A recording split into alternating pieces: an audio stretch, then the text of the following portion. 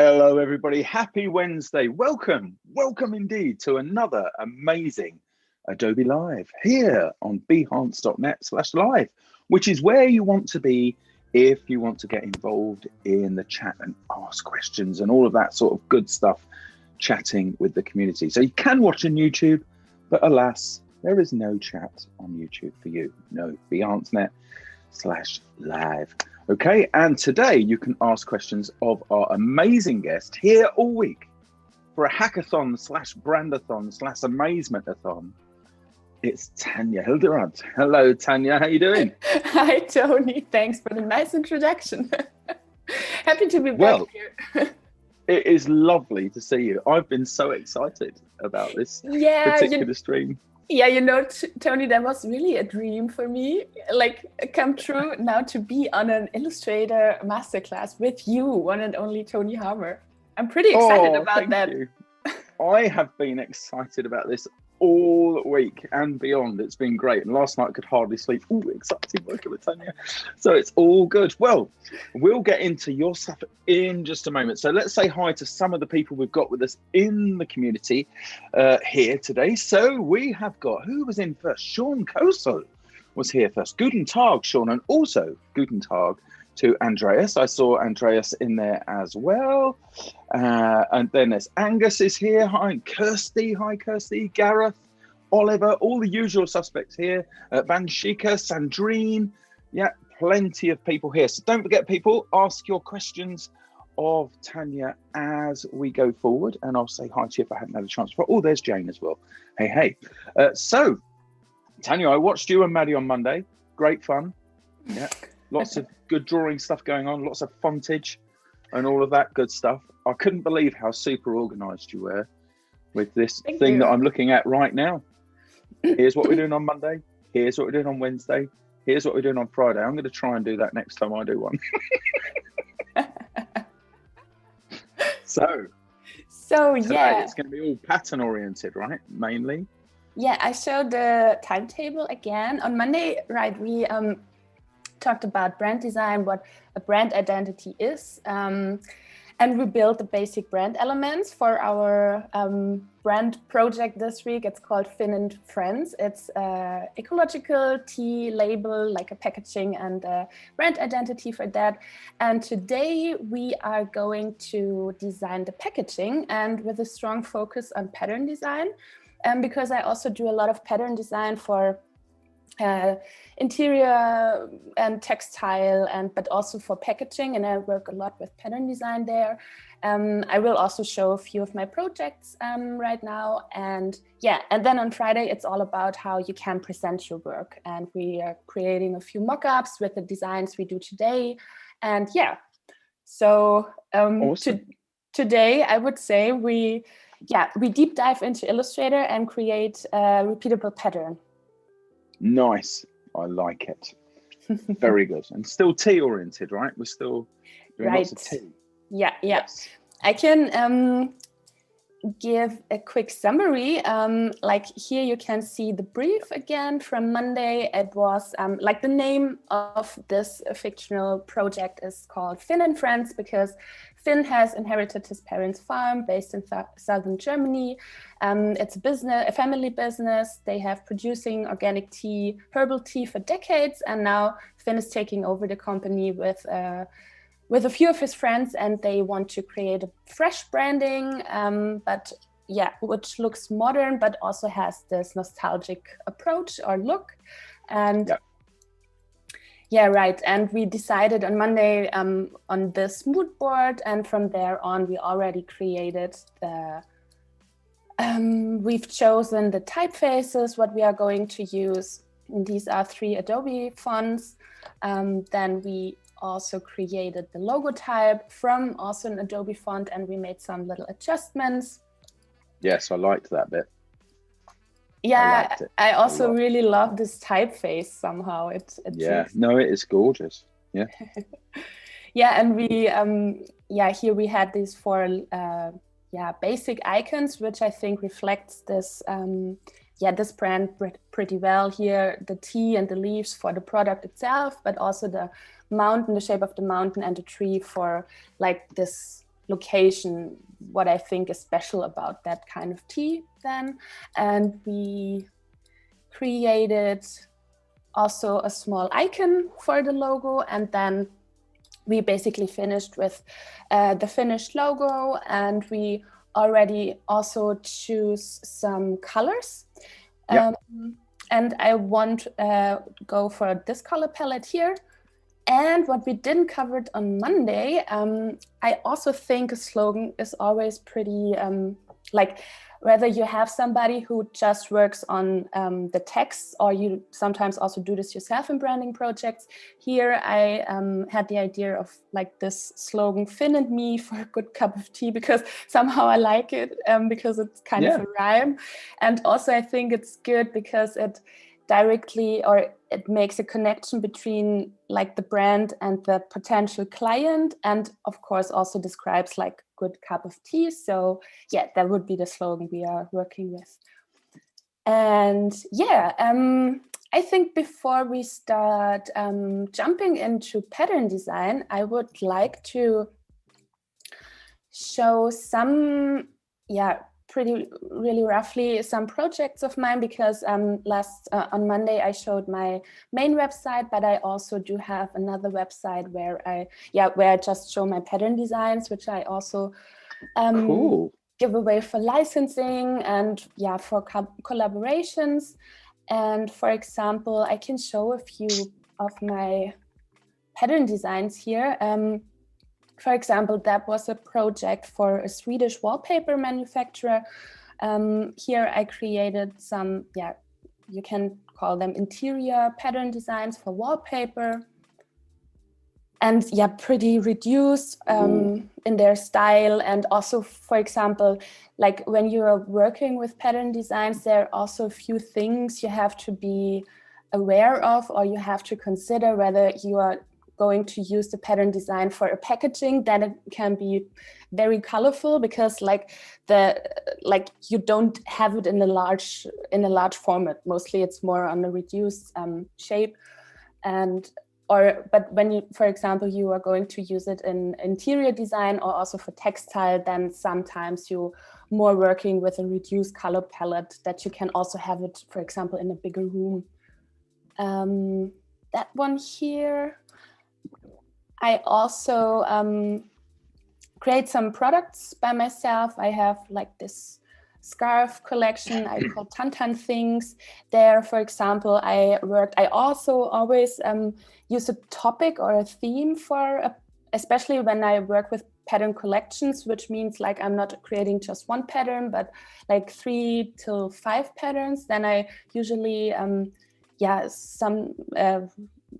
have kind of a topic what I'm working on. That one here was the inspiration for for that pattern series was the typeface Futura, because there was, it's a long time ago, but there was a time where I really liked this typeface, because I liked how it's made like from these geometrical shapes, and I took the shapes and erased or deleted some of the anchor points, and then finally had kind of new shapes and could rearrange them. Or here you can see the letter shapes. I just worked with the outlines, or for example, that one here, that was called Folded. There I printed out the letter shapes. I cut them out and folded them, and then I digitalized them again. And because they were folded, like these kind of strange shapes appeared. And you have something totally different, but still with the same, you're working on the same topic somehow. And maybe I can show that one here. That was for a collaboration for German kids and parents magazine, which is called Luna Magazine, in collaboration with Spoonflower. It's a big textile printing company. And they asked me to create a kids interior collection. And I thought, here are some photos of the photo shooting that I have, like, wow, bit more about that project here on my website, because this is a typical example for a whole pattern collection. Here I came up with the idea because it's for kids, so I thought, okay, something really colorful, joyful, and yeah, I don't know. Do you know Haribo in the UK? I guess so. No, who? Sorry. Fruit gums. Like, yeah, Haribo. Yeah, of course, yeah. Yeah, and I loved them as a child, so I thought, yeah, why not taking this as a topic for a pattern collection? Nice. And here were the first drafts, and then I thought, yeah, okay, working with these kind of shapes, here's these licorice things, and like all these candy things and shapes. And here you can see, for example, like this is a pattern collection. So basically when you're working on a pattern collection, you usually have one print which is called the hero print. So this is like the go-to print which gives the direction and the mood of the pattern collection. You're using a lot of colors, or like what you're deciding how many colors you're using, but most of the time like 5 or 6 different colors. And then you have the so-called secondary prints. They are a bit more reduced than the hero print, but still sticks to the same atmosphere and the same kind of composition and topic and mood. And then as kind of background patterns, you have the so-called blender prints, and they are even more reduced.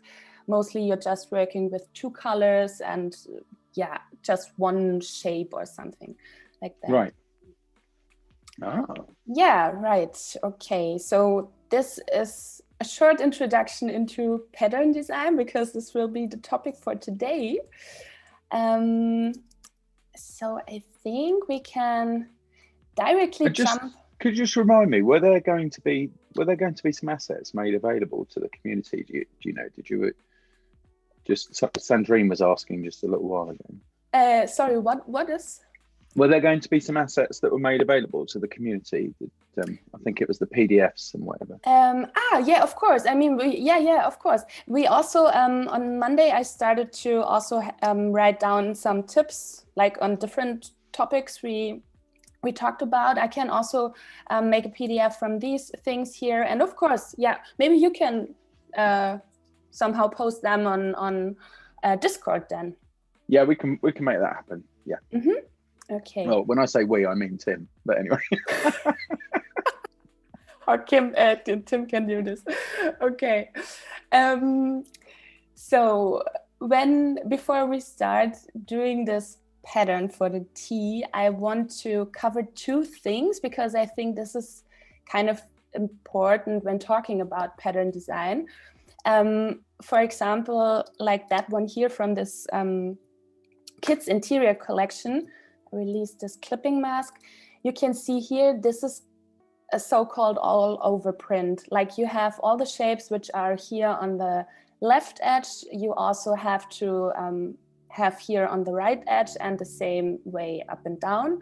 So which means you can repeat it in every 4 directions, and the pattern itself has no direction, which means it's perfectly to, for example, use on textiles, because you don't know the direction when you want to create a t-shirt. You don't know whether you have it like in the right direction, or you have it like flipped around. So these are the all over prints.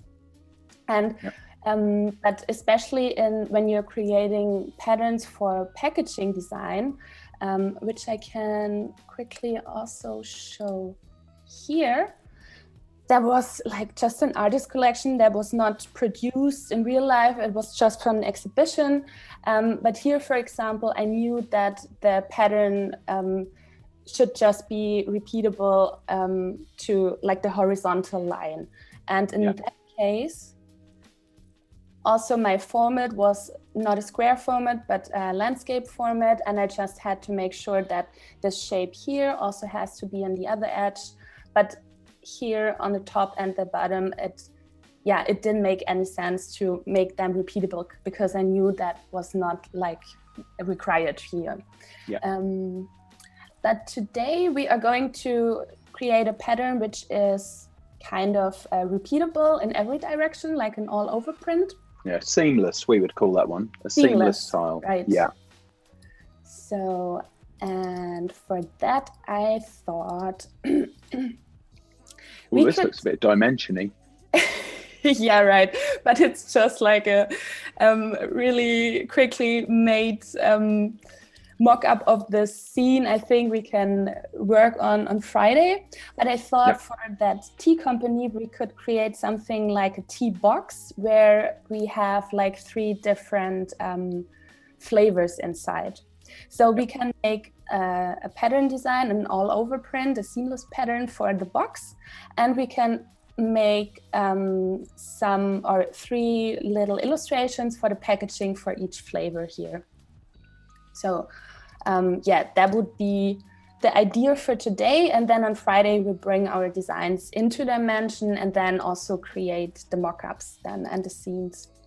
So I think Tony, like for the community, if they want to join for creating a seamless pattern, we could invite them if they want to join. I think that would be a good idea. And I guess that if everybody, here in the community, if you wanted to post to the UK Discord, Tim will put that into the chat, the address for that. In fact, I think I saw it just a moment or 2 ago in there. If you want to post stuff by the sort of end of Friday morning, so we've got time to have a look, we can certainly take a look at some of those things and possibly feature some. Yeah, go ahead and do that. That would be awesome. And I would say also the topic or the theme is kind of tea related, but you can be free. So okay. So I think restrictions are good. Let's restrict it to tea. Let's restrict it to tea packaging. So because otherwise, that's one of the things. If you've got too many options, you become paralyzed by too much activity. You go. So if we just say just tea, then people have got an area to focus. How does that sound? I think that sounds good. Nice one. Yeah. Seamless tea pattern. Yeah. Right. Seamless tea pattern. Absolutely. Perfect. And I thought of creating the mock-ups for 3 different flavors. So I thought we have elderflower, apple mint, and lemon balm. And I mean, the brand has the name Finn and Friends, so I thought maybe it would be nice to not just name the teas after their flavor, but for example, give them some names like Finn and the Friends, and maybe the tea has a name of the friends. What do you think? Yeah, okay, we could do that. Yeah. And they can just freely experiment with the branding, right? They don't have to stick exactly to your... No, yeah, they are free. I think just for our tea packaging, I would love to have some names, and maybe the community can help. Maybe we can name one tea Tony. What do you think? Tony. In fact, all the teas have to begin with T. So we could have Tony, Tanja, and Tim. Okay, 3. It's Tea Tim. Not tea time, Tea Tim. Tim and Tanja. Yeah. Okay, isn't that boring? All of them starts with a T. No, it's an underlying tea brand. It's tea time. Okay, great. I like that. Earl Tony, Tim writes in the chat. Earl Tony. I'm actually a lord, but anyway, let's just ignore that for a minute there, Tim. Okay, right. So we already have our names and the flavors. So the next step would be, I want to kind of create a brand pattern, which of course is, stick to the topic of tea. Here are again all my colors, and I have put here my logo to just keep that in mind. And I thought here, for example, my artboard is 40 by 80 centimeters, because what I showed before, I think it's not like we do not have to make a square, because when we want to use that for the packagings, sometimes it's pretty easy to make it just in the landscape format. And also I thought of somehow creating a kind of landscape, like with the mountains, I don't know, the sun, the teacups, the leaves and everything. So I thought, okay, let's go to the landscape format, so 40 by 80. And when creating patterns, and it's always important to keep the measurements in mind, because you are yeah, you are working around the edges, so you have to work with the exact measurements. And also because we said, okay, we want to work with this some kind nostalgic fine line look, I thought, and everything is also based on these 4 brand elements. I thought that we just start beginning working with the outlines. And here I can use these 4 elements, or maybe we can, or we can create them here. Like these are the basic elements I want to, include into the design. So what I now would start with is to kind of make my own grid for this artboard here. And I mean, I could do this with this rectangular grid tool, but I want to have it based on squares. So what I do here in that case is like, I change to the stroke.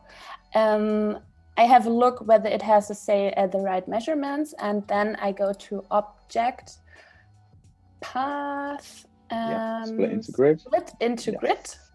And here, because I know it's 40 by 80, so I just double. I use and I click the preview mode, and here I use trendy, so I have a grid based on squares. Nice. And I will bring this to my grid layer and give it a bit, I want to make it a bit lighter and also a bit thinner, that I just have it in the background. And then I lock the layer. So yeah, and now I go good way to do it to my basic illustration. Yeah, because then I can always see if I align all the shapes and all the things that I'm building to this kind of grid. It's a good way to do it. Sandrine, by the way, in the chat has just noticed that, because she had originally remarked on rearrange all is not German when she was with the artboards, and has just realized that your illustrator is in English today, which is worth mentioning, right? Because you for the community, you've decided to work in an English version of Illustrator, which is lovely. But it's going to give you a couple of problems with the shortcuts, isn't it? You're going to be using the context menu. Yeah, I will not use that much shortcut that I usually using, because I noticed when I switched the language to English that also the shortcuts, of course, are different than in German. But still, then I tried, I struggled with that like for a few days. And then Julia from the German stream, she had the idea to also switch the keyboard into English, but then like my Y and my Z are kind of switched. So yeah, but when I use kind of shortcuts, what I will not use today, I will just say to you, and maybe you can cover that then. Okay, yeah, deal. So, okay. Deal. And also in the chat, they were saying if I had my own tea brand, it would be called Mr. T. Very funny. Mr. T. That's also good. Yeah. I pity the fool who don't like tea.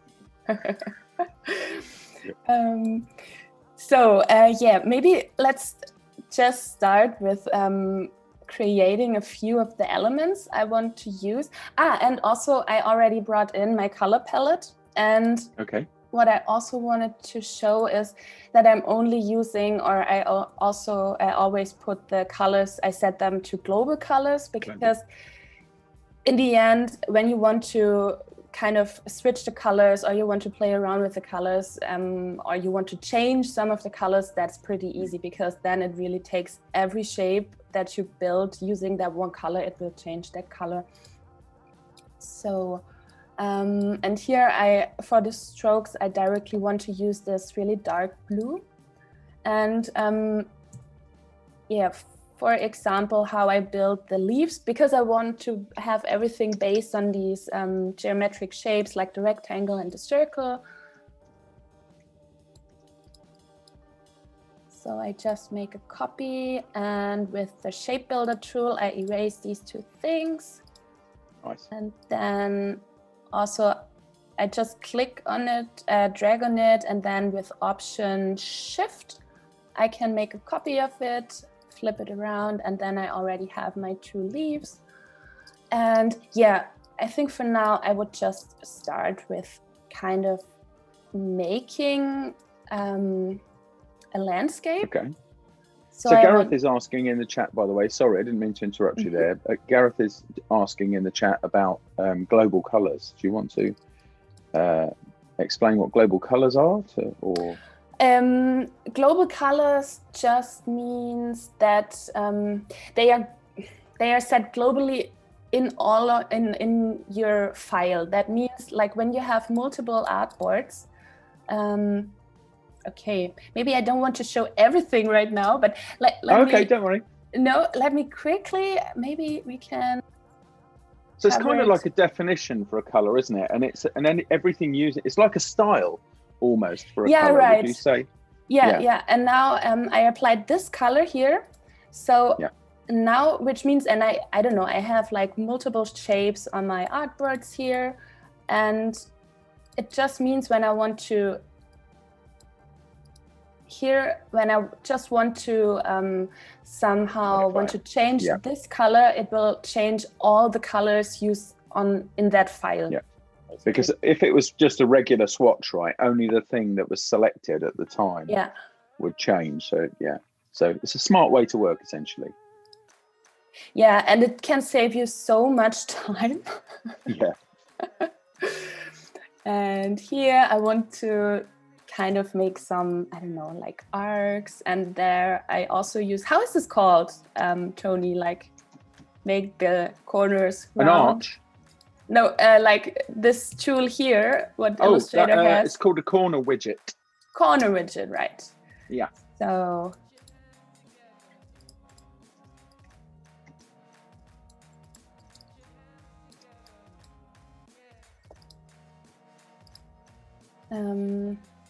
Maybe I can show what I want to do, like the next step, because then I think it's a bit better to explain the different steps. Okay. I thought of kind of, I love that. Here, like this is the landscape I kind of want to create, and therefore I use some of the different, variations of creating these elements, but they're all pretty simple. So, for example, when I want to create these lines here,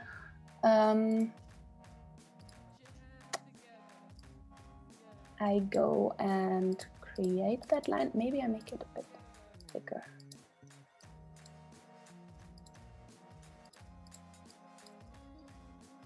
And here, effect, transform, and now I can make some copies of it. Let me check, vertical, yeah, right. So I can say, okay, I want to have this multiple line.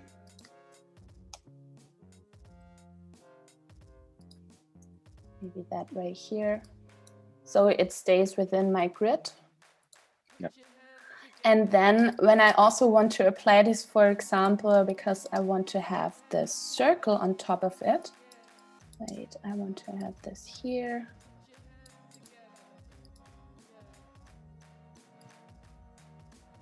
And then I want to create a circle on top of it.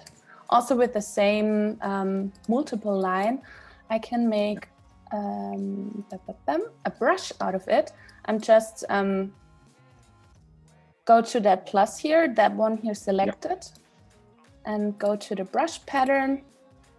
I can also select corners. Generate the corners, and then I have it here in my swatches palette, and then it's really easy to click. Oh no, right. Like this is the other way around. That one here, you have to be aware of if you have it vertical the direction. or horizontal. Yeah, right. But in that case here, and then you have the same, wait, I make it with that one here. You apply the same brush, and then it's really easy to combine them, and then you can make your forms with that one here.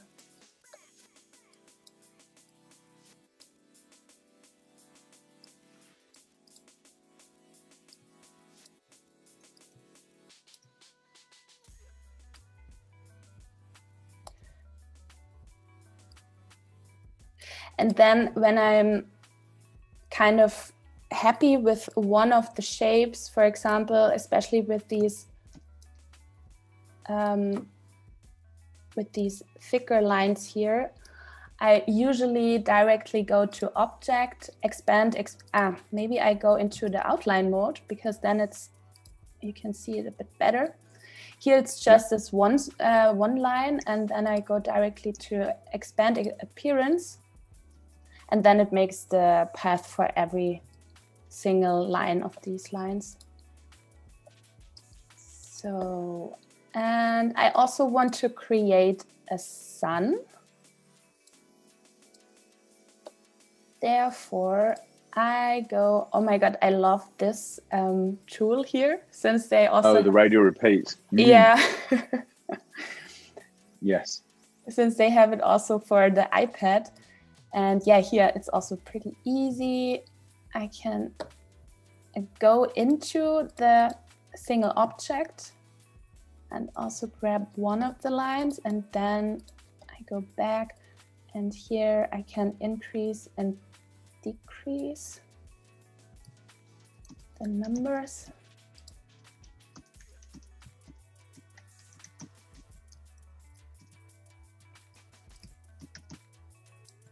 And here I have my sun. And here it's the same, because when we're going on making the repeat pattern, you can't have like these objects here anymore. So I also, when I'm happy with my sun, I mean, I have to be sure that I don't want to change anything anymore. I also go to Expand.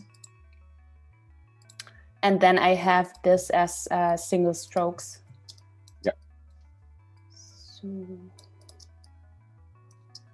and see, when I do things like that, I still default to the radial grid tool. I use the radial grid tool and the arrow keys to do it. That's a way that I work on those sort of things. But that's a good use of it, especially if you're dealing with something that's not a line. That makes a really good way to do it. Yeah, right. Yeah, this is also an option. Yeah. And here maybe we want to have our teacup, and we want to have a bit of the smoke when the tea is still hot. So I also apply my brush here, and then I'm going to expand the appearance. And I want to make it a bit wavy. So I go to Effect, Distort and Transform, Zigzag. Also here always, I keep always the preview mode, that I see what I'm doing.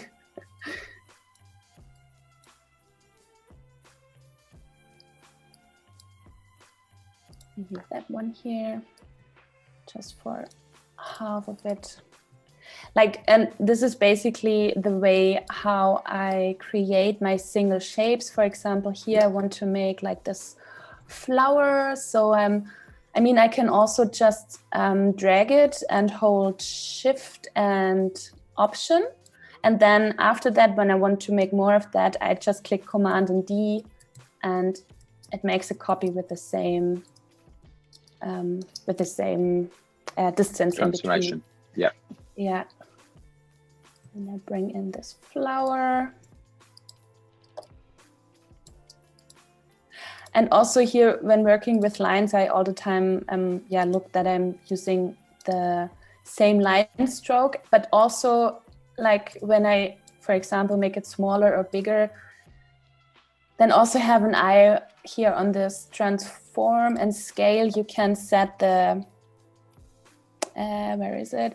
Scale corners. The option to scale strokes and effects. Yeah, right. Yeah. So it keeps the same line stroke then. Yeah. And yeah, what else can I show? Maybe the tree and the clouds. That is something, by the way, that you can also control from the transform panel, the scaling of strokes and effects. You can change that there too. Where? So you see where you are with the properties panel just now with transform. If you click the ellipsis just there, right, and then underneath that you've got so you've got an option there to do it as well. Yeah. Change it there. Like Illustrator has, it's got like 5 different places to find everything. That's true. Yeah. So I cut this here when I want to create my tree. Another one. Here I'm using, again, the the mirror tool. Yeah. I could also set the distance here, but I want to have them close to each other. Go outside the isolation mode. Yeah, and then I've made my tree. And yeah, this is basically the way I'm just building the single shapes and bringing them together. And maybe I would jump to the next one here, because otherwise we need like 3 hours. Maybe I can show how I'm doing the clouds. That one, maybe. So with packaging work, by the way, as well, have you ever seen the application Origami, which is designed to work with Illustrator? Have you ever seen that? What's that?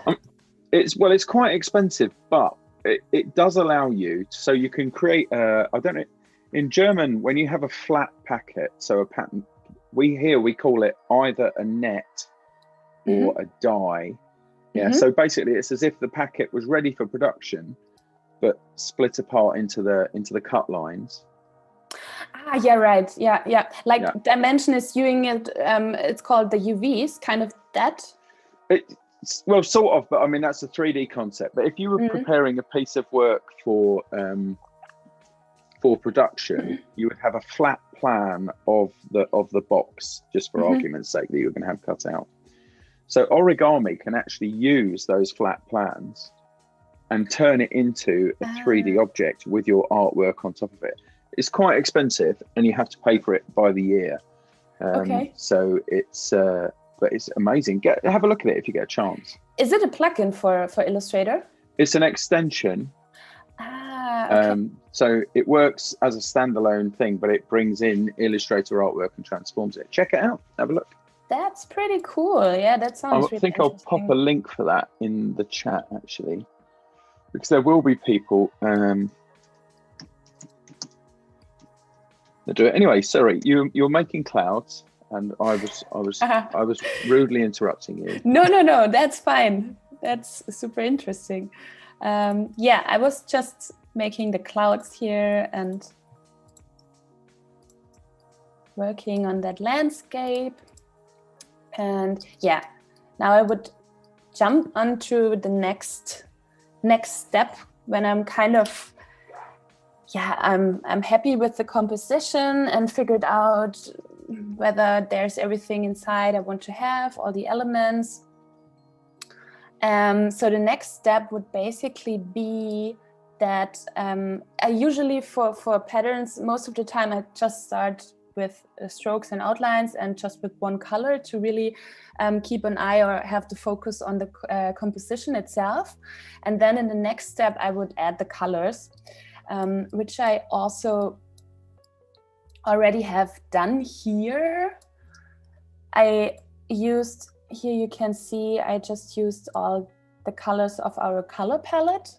And I also made a combination between just using the outlines or like just the fillings, and like to have a nice combination of the different elements. And that's lovely.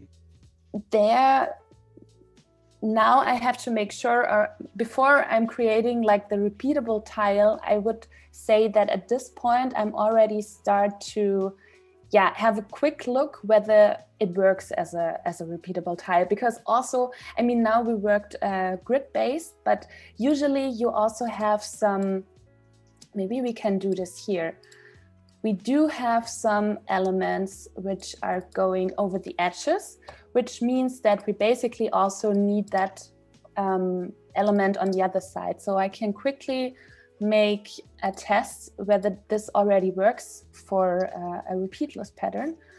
There I make a copy from my background, which still has the same measurements. I make a copy, Command C, paste it in the same position, Command F, bring it to the front. My shortcut does not work for that. Right. Okay. Yeah. Shift Command rocket. Right.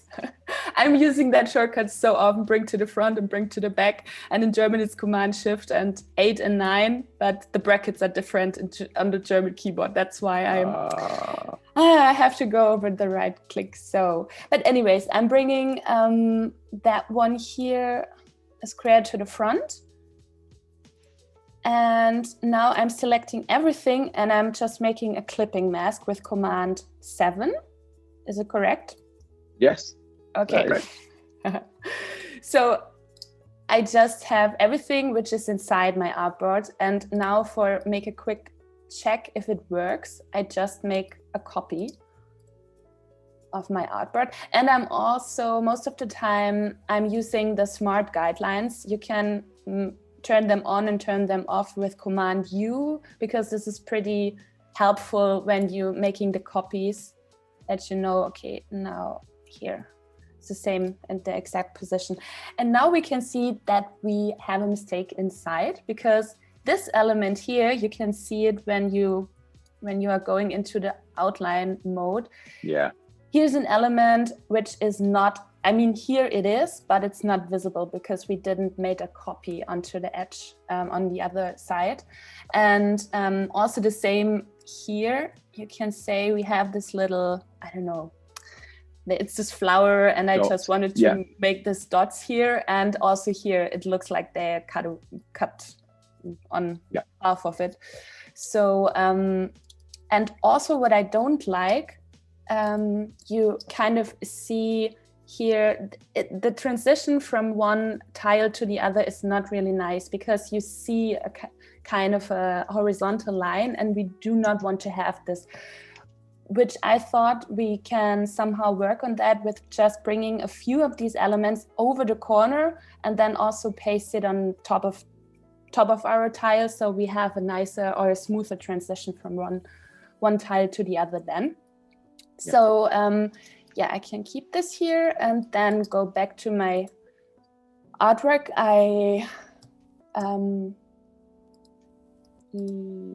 How's it called? I release my clipping mask. Do you want to release it, or do you just want to double click into it? Because you can, if you double click on the clipping mask, okay, you can access the content. So do you want to release it? Most of the time I release it, but I mean, you're right. We can also work inside that.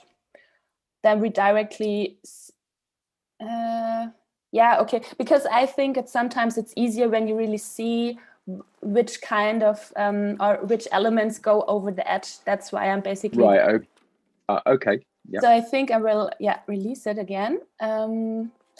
So we already have this moon here, and we also already have it here on the floor. Here, that one, to have this smoother transition, I would make sure that I don't use this line here straight through the artwork. So I have a bit of this, like, I don't know, wobbly line here. So I bring this a bit to the a bit down, and I make a copy, paste it in the same position with Command F, and then just click backspace, so you can move your element. And here I say, that's why I say you always also have to keep in mind your measurements or your size of the artboard, because now you can say, okay, I want to move it like 40 centimeters minus 40 centimeters.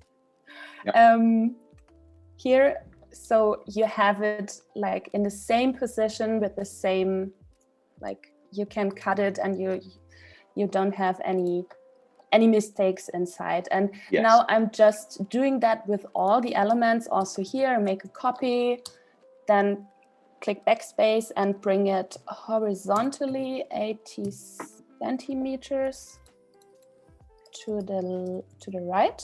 Yeah, right. I find using that dialogue so useful. Yeah, with just clicking backspace, you mean? Yeah. Yeah. Totally. Yeah, and I'm doing that with every single element. And here, especially when I'm working, with my... It's returning it on the English keyboard, I think, actually, once you've got the tool selected. Yeah. Mm-hmm. And here I also have to do this with these little dots. Make a copy. All the time, also here, I really need the preview because I always have to think, is it minus or is it plus? And is it horizontal or vertical? Yeah. Yeah, that's right. So, and a bit tricky in that case is that because we are working with the strokes, you can see this here.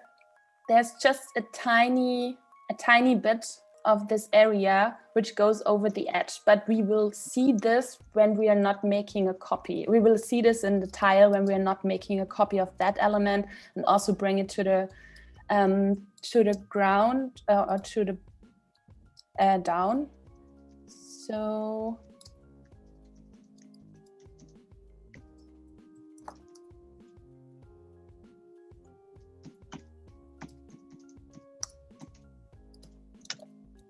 I'm basically just using all the elements which somehow are here on the bottom of my artboard to make sure that I really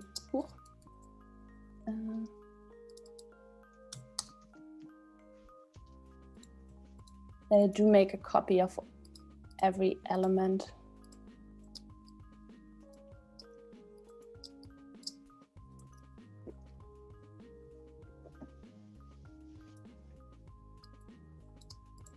Okay.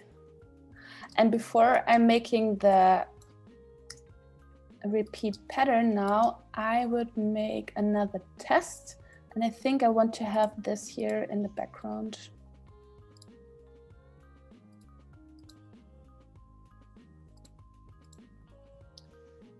So nice.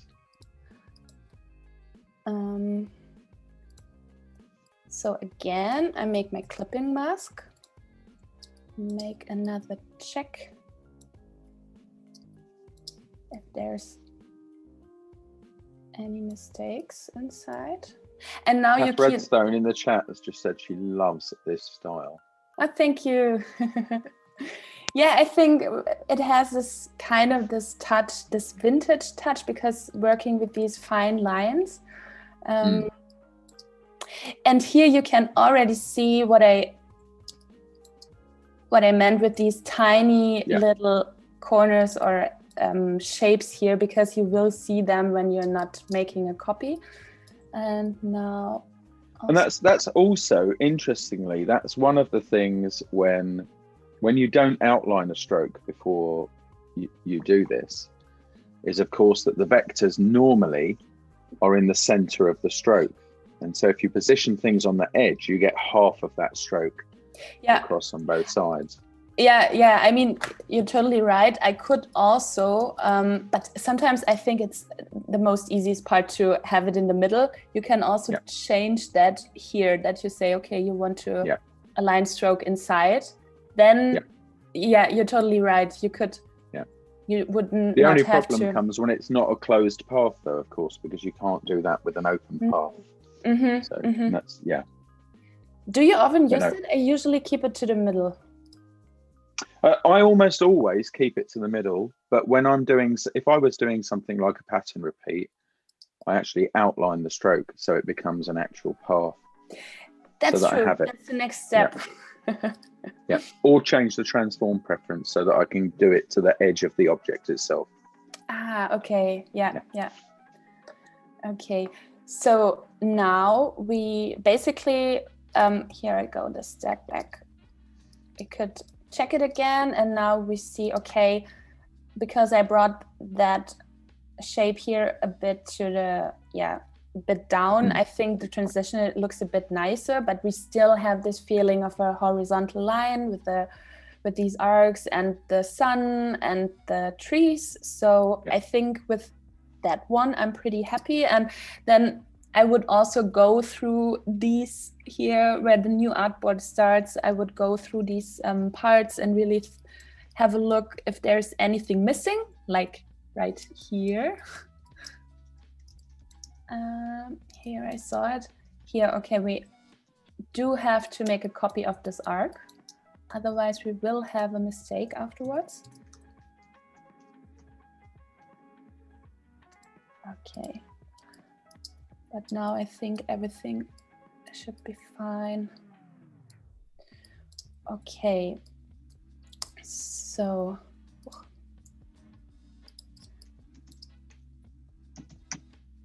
And now what you said before, I'm creating this repeatable tile, I have to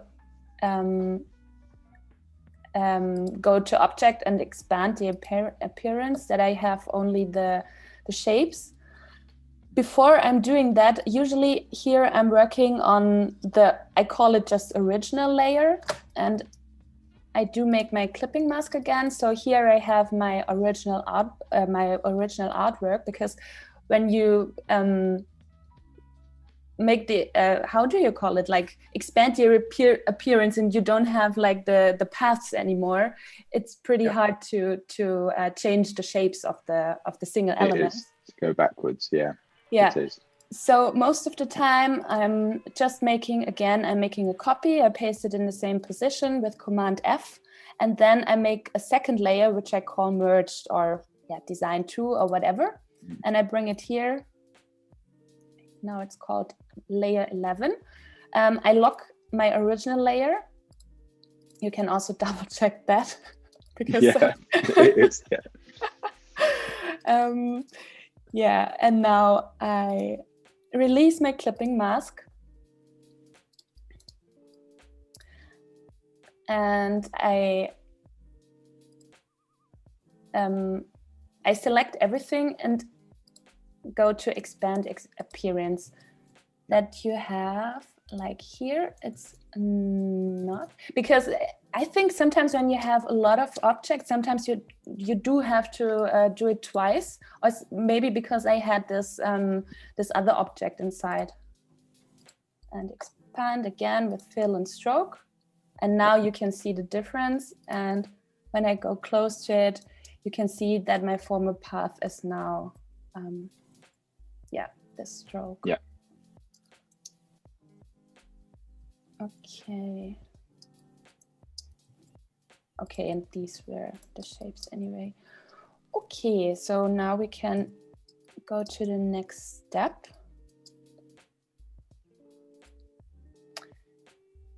I select my my rectangle, which is pasted in the front, and here also it's pretty important to make sure that you really have the same sizes of the of your artboard, and also that it's aligned directly in the corner.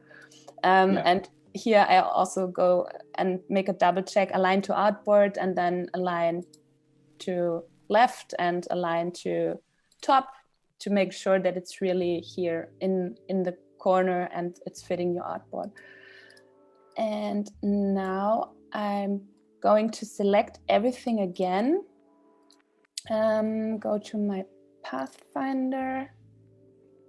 And so the important thing here, of course, is because you're using multiple artboards there, is to remember to use that all-important Option key, or at least on the British or English versions of the keyboard. If you use Command A, which a lot of people do because they get used to using Select All. Yeah, with multiple artboards, you get everything. Okay, that's true. Usually I just go over it with the mouse with clicking. So I'm just selecting that one. And then with the Pathfinder I go to crop, so that it crops me everything what is outside my actual artboard. And this is also the moment when you realize whether you worked correctly, or if there's anything, which you messed up. For example, you did not expand everything, or I don't know. But here you can see whether you made a mistake or not. But it seems that it worked. Nice one. So, okay.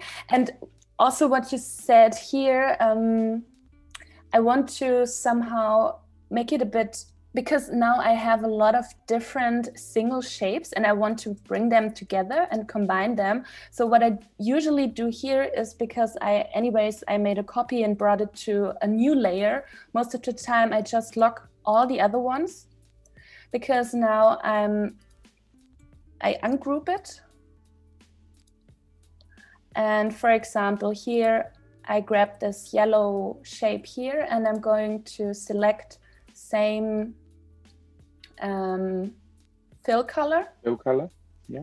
And it select me everything. And also when I would have not locked all the other artboards, that's the same case what you said, that it grabs every single element in your file. Yeah, and I just now also with the Pathfinder, I just unite them and bring them together. And I just do this with every single color, select same with fill color, and bring them together. So I can clean this up a bit. And also, for example, here, that's a good example because you have the stroke and you have this shape behind it. So it's nice to just unite them.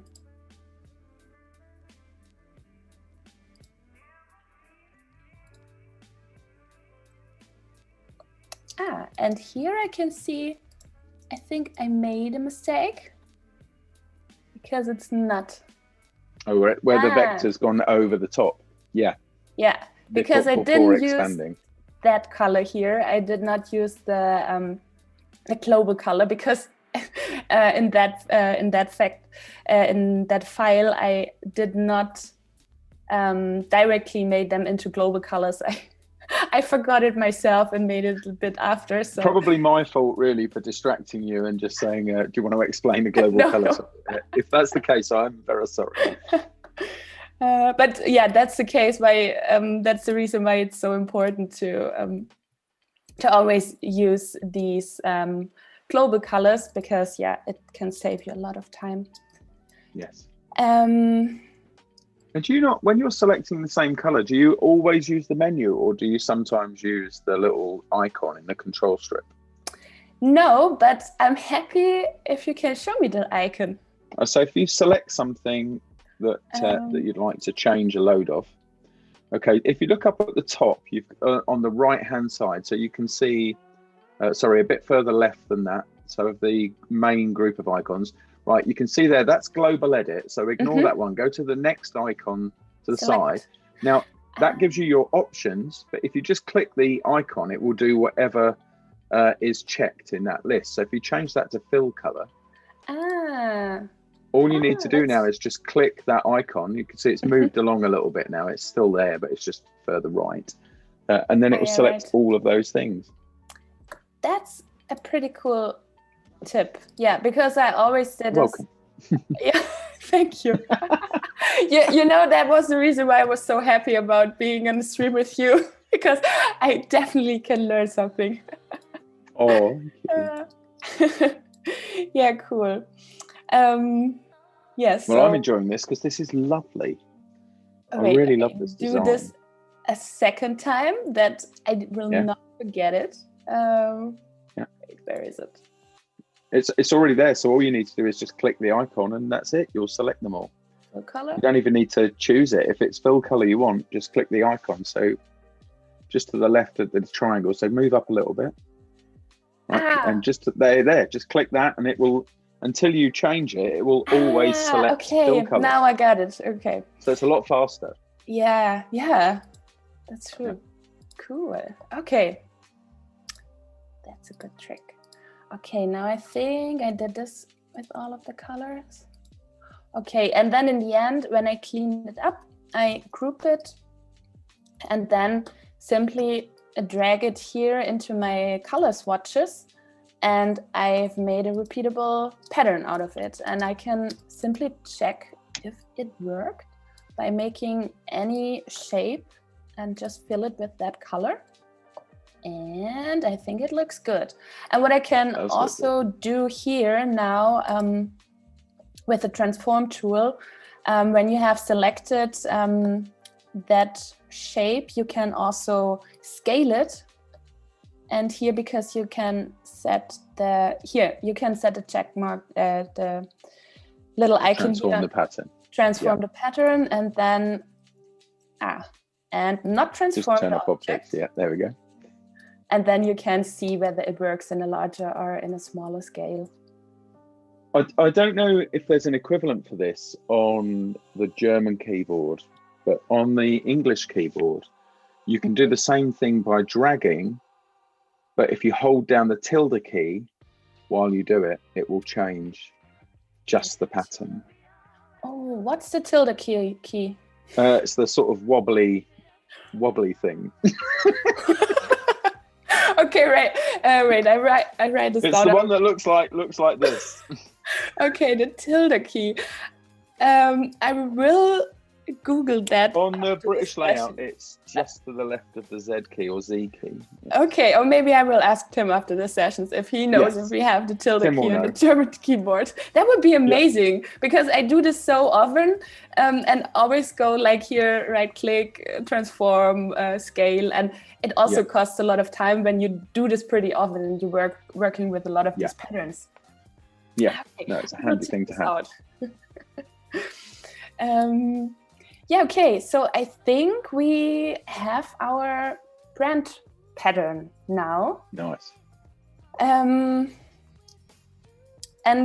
yeah, from there on, I just start doing some variations of the same pattern. Here I thought, because I mean, the decision we have, or you probably would talk about that with the client, right? Because I thought, or what I had in my mind, that I'm using this colorful brand pattern for the box, that you have like this compilation, I don't know. And then for the single flavors, we could use the pattern in one color, but then I thought, okay, when we only have like these 6 or 7 colors, so it's kind of so they are also reduced if they with the time want to produce more flavors. So I also thought, okay, we have this brand pattern right now and we have a lot of elements, of single elements inside the pattern, and we could also use them to create like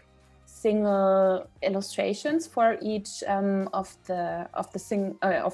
each flavor. So I thought maybe that could also be an option, but at that point, I would probably try out both of the things. So what I would do now is, and therefore I would just also use I will call this also merged to, maybe. Then I know, okay, this is my tile, and I would make a copy from that layer, from that artboard.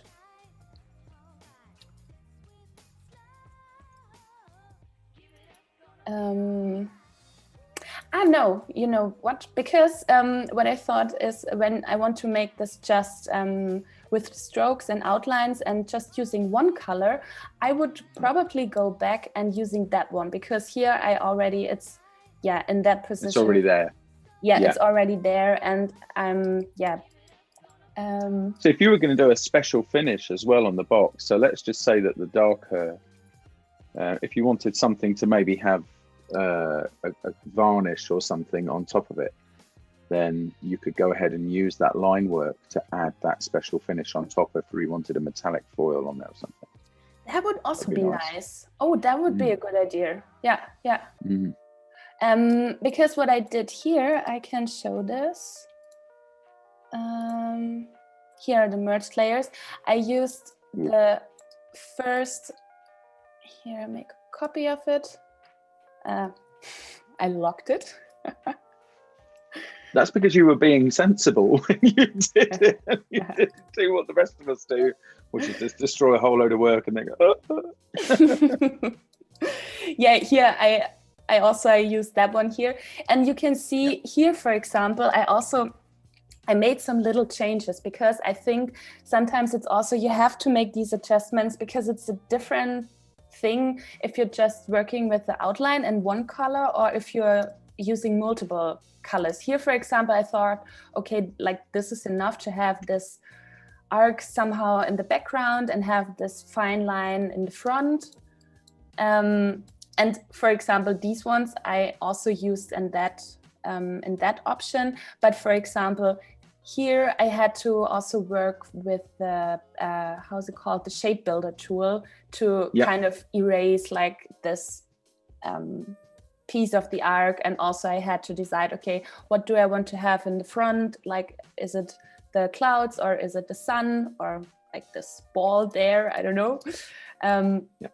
So I made some little adjustment, and that was the reason why I then already or again choose that one here, because here I still have my paths, my single paths, and it was way more easy to make these adjustments. And yeah, then made the single color variations.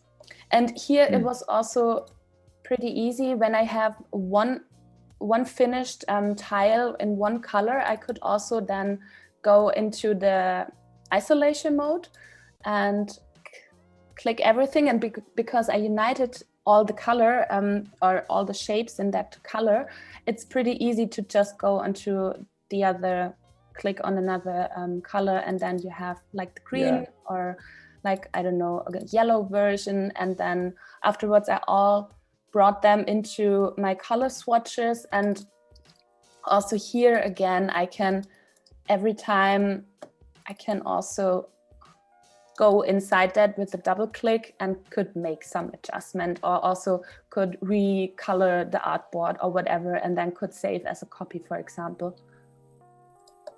Nice. Do you ever use the recolor artwork tool set to change artwork? Sometimes, maybe. Because that's another thing with patterns. It will create you a new pattern. If you use it, it will create you a new pattern. Yeah. Where is it in the wait, edit, recolor in the toolbar at the top. If you go to the or there, you can do that. So of course it got a bit of a facelift last year. So now you can either use it. This is the original way of using it, but with the simplified way, you can actually choose colors from other pieces of artwork. That's true. Yeah, most of the time I do use the old one here, and for example, here, this is also pretty nice to just click through it with these random color variations. Yeah, and see how it looks in different colors. Yeah, this is also a pretty cool way, especially when I'm working with, like when I'm creating a pattern collection, for example. Wait, maybe here or here. That was the pattern. Wow. When I created this interior kits pattern collection, like it's a lot than what you're creating in this first draft process. And here I worked a lot with recoloring the artboard, because it's pretty easy to see, okay, do I want to have like a light background or a dark background, or what kind of fits or together with the whole collection. And for that it's pretty handy tool. It's going down very well in the chat, by the way, Tanja. People loving this. Thank you. I'm happy. Really yes, no, it's really lovely. Okay, so let's see.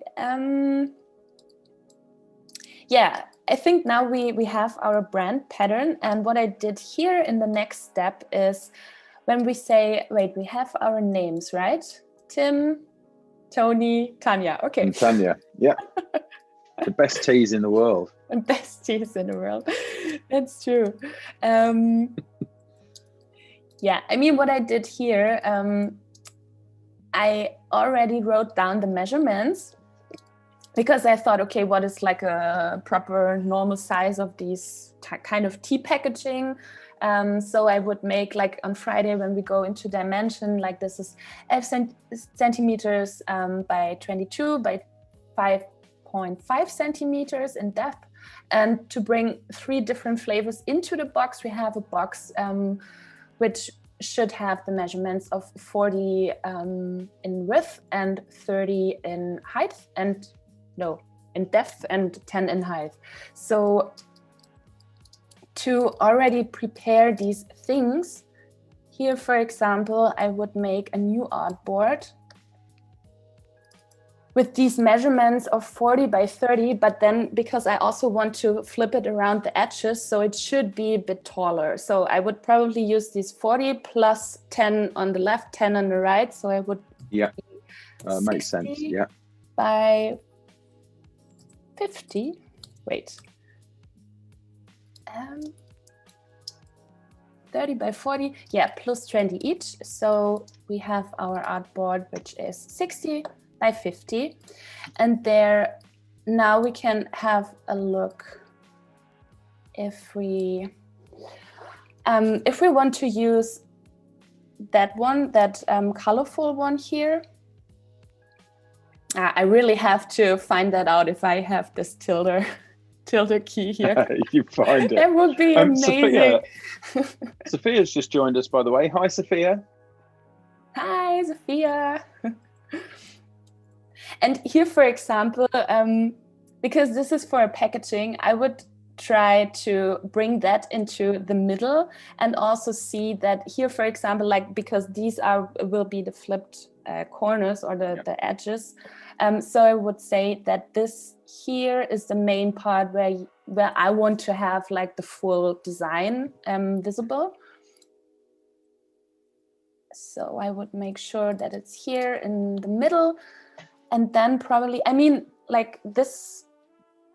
Yeah, we can think about if we want to have this colorful variation, or if we want to make this really nice idea, what you said, like in the blue, and then with this foil, kind of this glossy look on the strokes. That like would also raised varnish or something like that. Something that makes it a bit tactile, so you can. Yeah.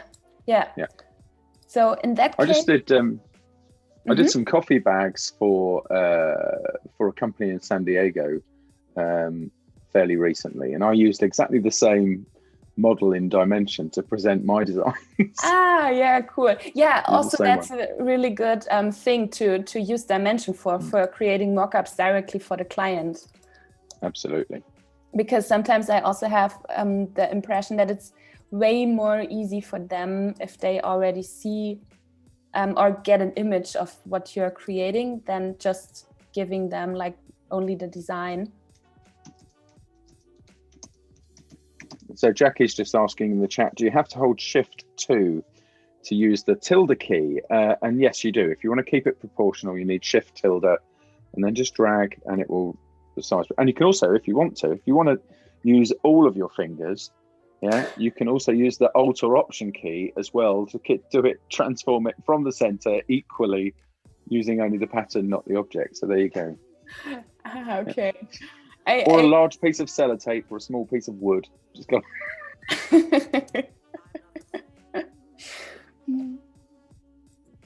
Yeah, I will figure this out until Friday, hopefully. Yes.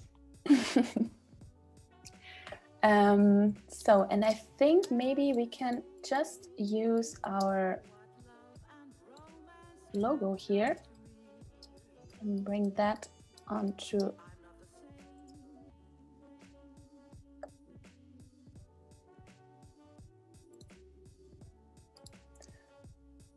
And also here, I would bring this onto the packaging layer, go into the outline mode,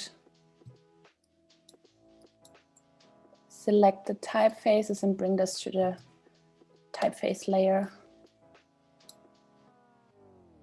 And then we can also make these adjustments to say, okay, we want to, I don't know, maybe have this one here directly in the middle.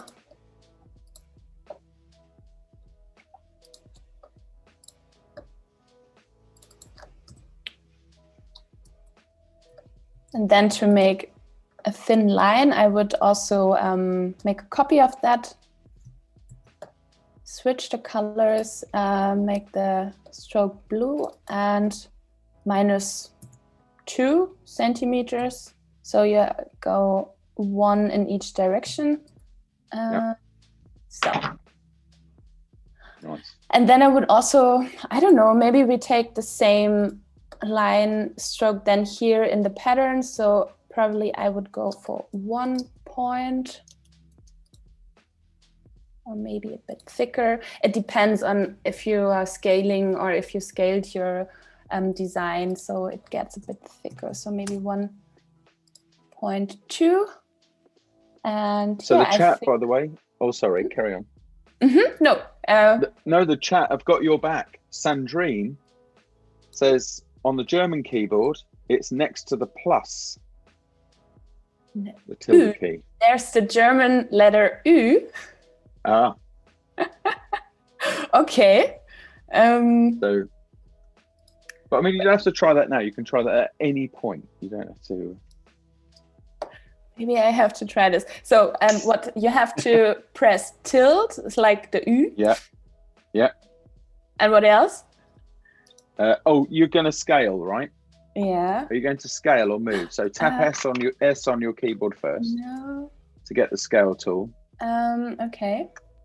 Yeah. Because at the moment you're moving the pattern. So if you tap S, then you can hold down the tilde key and shift, and then just drag, and that should resize. And oh my God, that's not even possible with the German Yeah, I know. It's like, okay, I will try this later. If you could reach a full octave on the piano. No, probably. Okay, I will figure this out later. Okay.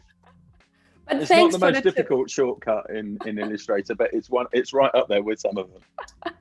Yeah, you have to, I don't know, like your fingers a bit strange in that position. Oh man, there's one where you have to bring your foot in, right? So you need your foot, you need also a piece of wood to hit one of the other keys.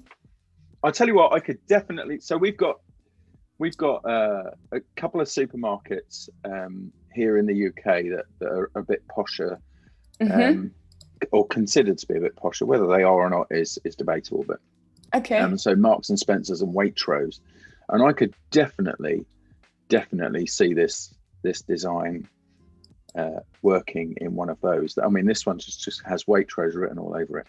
Oh, thank you. So there you go. So you need to be hired by Waitrose to do some tea packets, I think. Yeah, I mean, that was something we talked about on Monday. Oh, I did not group it. Because it's a family business and they are producing everything by themselves. I also do think that the price of the tea is a bit higher than the average. So it's not like a really cheap one, which you just buy in the supermarket. It's kind of a tea for, I think we call the target group tea lovers. So that could be an option. So we would have two options of our tea box. And what I thought here for, we have nearly 50 minutes. I also did this here. And for the packaging itself, I would create also go have a look on the measurements here. Maybe I make a copy of that, because you have the width of the packaging here. You have 11, the height is 22, and the depth is 5.5. So you can basically make an artboard which is 20 by 22 centimeters high, and you're creating like 3 artboards besides with 5.5, then 11 and 5.5 again. So we can do this here.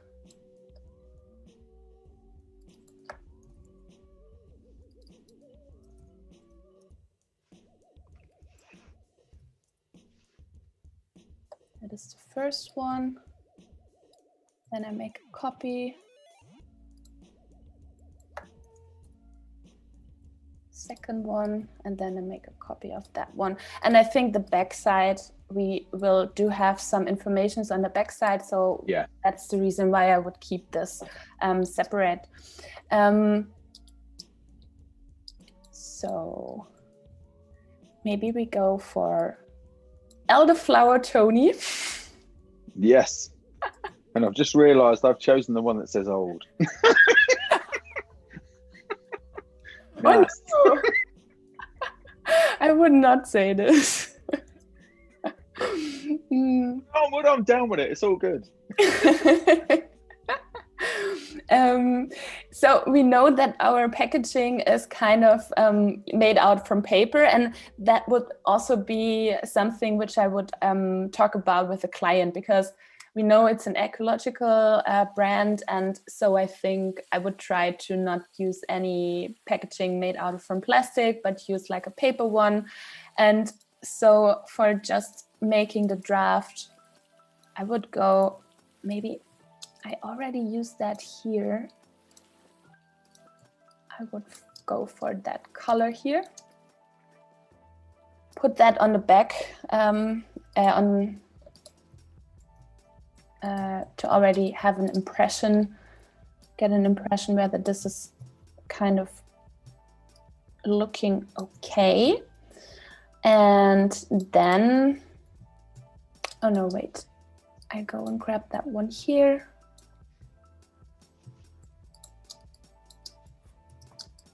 And just while you're doing that, I'll remind the community, of course, if you want to make your own patterns for tea packaging, you can go ahead, join our Discord and drop them in the Discord, and provided we get them by sort of first thing in the morning, Friday, that way we have a chance to look. And if we get to, if Sophia, and sorry, not Sophia, it's because Sophia's in my right eye, left eye all of a sudden. If Tanja and Natalie get a chance on Friday, then they'll get to show some, which would be really lovely. So go ahead, make your own tea packaging patterns. Let's see what you got. Yeah, Sandrine, I'm thinking about it right now. Yeah, that's great. I want to see patterns. And also, I mean, I think, I don't know, but Tony, it also sounds like you already created a lot of patterns. And I think it's so much fun, because there are endless variations what you can do with pattern design. Absolutely. And I'll tell you what else, you know, that someone was mentioning wallpaper earlier on. Mm-hmm. It is perfectly possible. There are loads of companies that will do, you can measure a wall, you can input the dimensions into their web tool, and you can upload a piece of artwork that you've made in Illustrator, and they will print it for you. They'll calculate all of the drops, and they'll print that for you, and then you can just paste that onto the wall and have your own amazing design on your wall. I'm very tempted to have this one on one of the walls in the studio. Very that would be lovely. I might do it. Yeah, I think maybe that's a good example, because I think for that one, I would definitely go, when I see this on a wallpaper, I would go for the outline thing, and not, because I think that one here would be a bit too colorful. So that one here could be a bit better in that case. So Sophia is asking right now, she's saying, what's the biggest mistake you can make when creating patterns, do you think? What advice would you have for the biggest mistake? Sophia? I mean, I think the biggest mistake is when you are when you make kind of a mistake here, in that situation where we made our design repeatable, and when you make a mistake, like you don't have this element here and here in the same position, you will have a design with a mistake inside. Probably, I think most of the time you will see this when you just creating some shapes with it. Like the worst case scenario would be like when I would prepare this for a client, for example, as a textile print, I would send him, like the final file would be just a file with a merged layer inside, so that they can't do any changes. I mean, except we are they paying, like they also want to make allowed to make some adjustments. But in that case, when I only give them the merged layer, I would say I have to be 100% sure that the edges are repeatable or seamless, what you said. Otherwise, they print it on, I don't know, like 50 meters on textile, and they have, like, after every 20 centimeters, they will have this mistake inside. Yep. So, I mean, the main thing is be observant, right? Is look at what you're doing and just make sure that you're checking your repeat edges in the way that you showed earlier, actually, when you lined everything up, so you could see it. That is always also a thing why before I'm creating the final repeat, I always make sure and double check whether this works as a repeat or if there's anything, if there's a mistake inside. Yeah, I print. Do you know when I'm doing this, I print mine out as much as is possible. Yeah. Because I just think being in a different medium, you look at it with a different pair of eyes. You kind of look at it differently, and I think that's when your mistakes appear really quickly. Yeah, this is also always a good option. I think no matter no matter what you are creating, also when you're working on a poster design or anything else, I think it's always pretty helpful to make to print it out and see it in the real world and not only on your screen. Also because of the colors. Maybe this is also something I can just cover really quickly. Yeah. After I've made my composition here,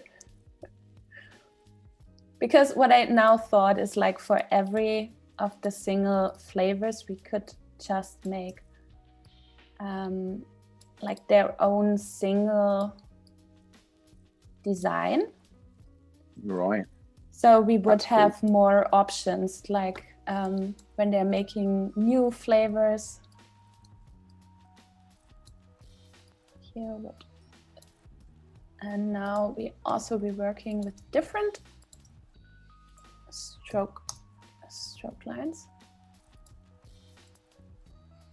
What I want, or what I can show, for example, especially when you work in the field of packaging design, mostly when you're working in textile design, most of the textile printers, like digital printers, print in RGB, which is pretty cool because it means that you can work with like really bright and light colors.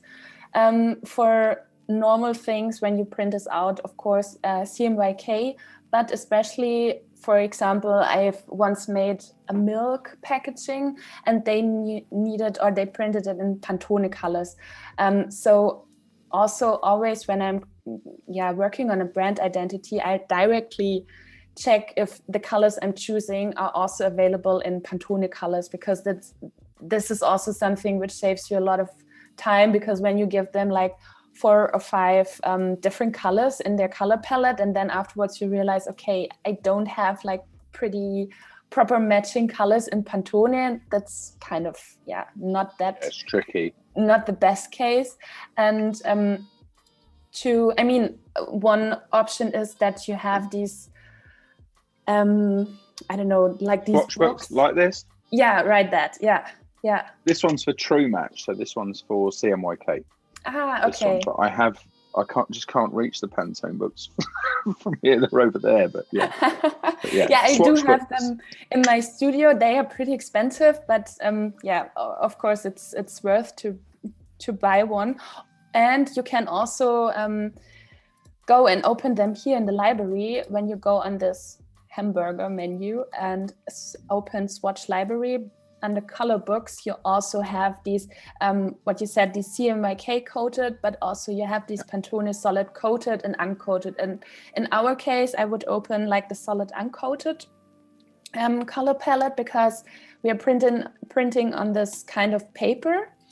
And here you can see like they have a lot of different color tones, but you have to figure out whether they are matching to your favorite colors. And I think, it would also depend. It could be like here on that overview, it looks like that one here is uncoated, and the box here, it's a bit glossy, a bit shiny. So maybe we would have to use like the coated colors for that. Yeah. And of course, choosing your colors is never really a job for the screen if you're going to have it produced in print, because you're looking at projected light rather than reflected light. Yeah, that's also true.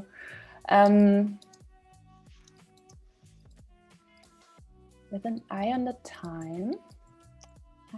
We're good. We've got we're in the final minute really, but we've got a tiny bit of buffer time if you need it. So I think the idea now is to for the different here for elderflower, for T Tony and T Tanja and T Tim, I would create like what I did right now. I just use some of the elements from the main pattern to and grab them and make my own kind of small illustration for that, and combine them, because here in this brand pattern we have a lot of different elements what we can use, and I think like the combinations then, like when thinking in terms of different flavors and that they can use the pattern for a long time, I think that one could be a really good option to say, okay, for every flavor we grab some of these elements and creating a new one from that.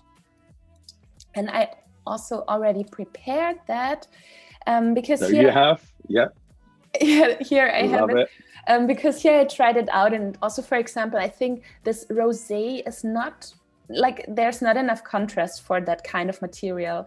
So I thought, no, okay, maybe not that rosé, but these ones here, these two options, like using the pattern like an all over print over half of the packaging could also be a good option. And I think this is also like a pretty common option what you could do. And there we could say, okay, the different flavors have this variety of the color. But then I thought, okay, maybe it's nicer to make these little illustrations out of it. Here I love those. Use different names, but this will be Tony now. So this will be the elderflower tea. Here's the name, and also like the name of the tea and the flavor.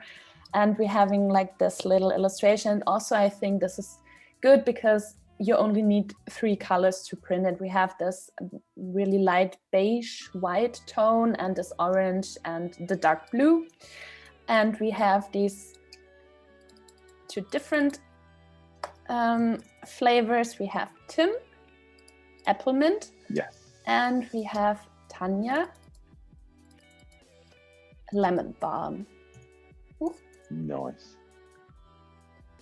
Yeah, so, and I think that's it. And then I also created like 2 variations. We can try them out on Friday for the backside with some instructions on the temperature and the brew time, and yeah, like here probably the ingredients would be. And yeah, I think we made the designs, and this is a good starting point then for Friday to go on with a box. That's fantastic, and I really look forward to watching you and Natalie doing that one. It's going to be really good.